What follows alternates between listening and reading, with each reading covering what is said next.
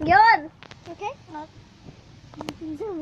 Sisave ko to sa YouTube. Oh.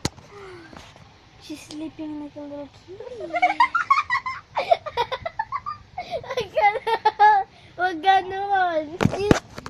She's now gonna sleep. Well, I'm gonna surprise her with a big surprise. What happened to you? Shut up, wag na.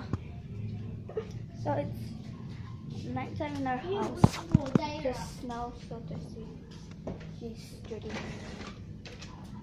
Let's see. Hello, kitty. Let's carry your auntie. Let's scare them. Are you scared of a kitty? Are you scared? Zaira kasi. Are you scared? Are you scared?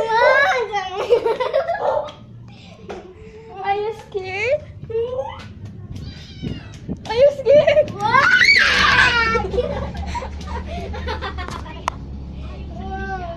She's scared of a little cute kitty. Ayaw ko Zaira.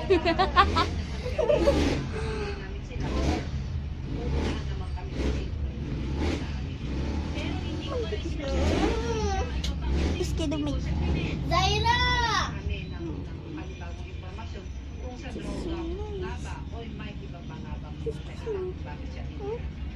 Samantala, arestado rin ng Minmali Police ang drug surrenderer na si Edwin Valdez. Isang pakete ng iniginarang shampoo at 200 peso hard money ang nakuha sa kanya sa bayan. Keisha, will you please get the camera?